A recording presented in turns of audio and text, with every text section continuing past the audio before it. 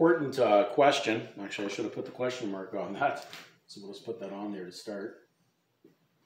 Are you a counterfeiter? And when we look at that word, we have to actually try to dig into what is a counterfeiter. What does that really mean? Now,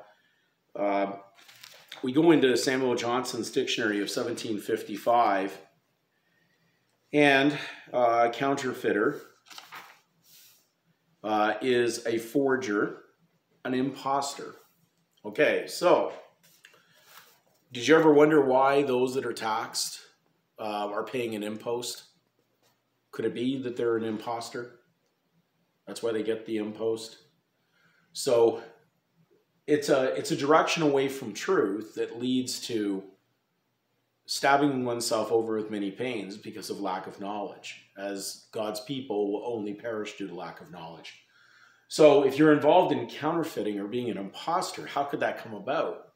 Well, we've already gone through the fact that the whole vital statistics system is based on statute law, and statute law runs legal fiction.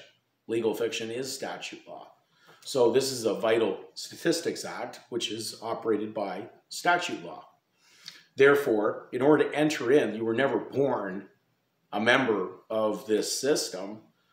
So in order to bring you in, you had to adopt that title by your own consent, that surname, a name added to one's real name. So we had to walk in to the world of fiction from the world of truth. And when we've done that, well, automatically we know there's going to be cause and effect, truth or consequences. We're now dealing with the consequences worldwide for a big collective audience that doesn't know the difference between what's right and wrong.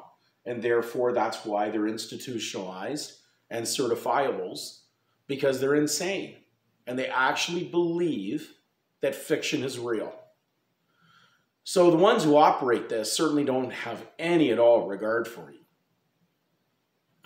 Because they would view you as someone who actually has no conscience anyways.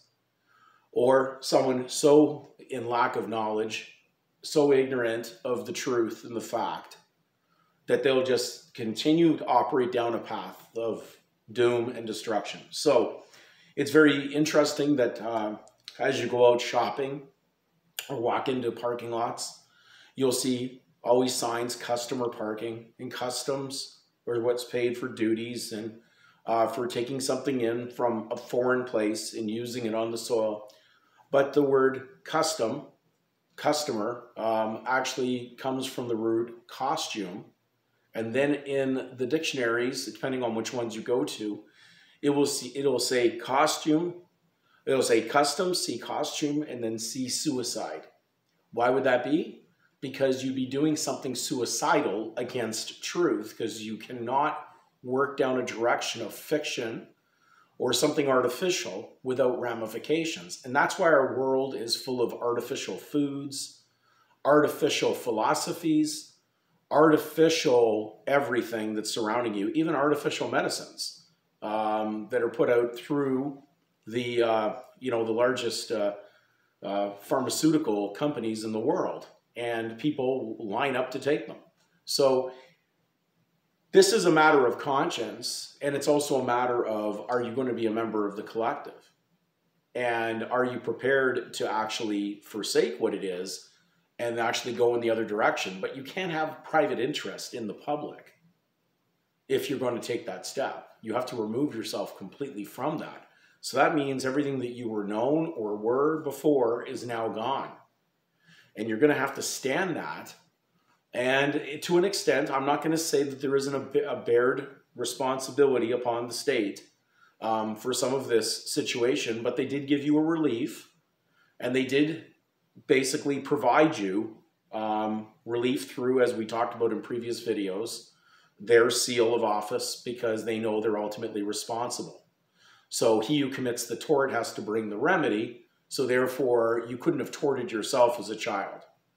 Therefore, the inducement to actually take on the responsibility as a sponsor was never yours. It was always belonging to the one that's in control. So Caesar looks after what is Caesar's, and God will look after what is God's. But Caesar basically has induced an implication that somehow he has control of what is God's, but he doesn't.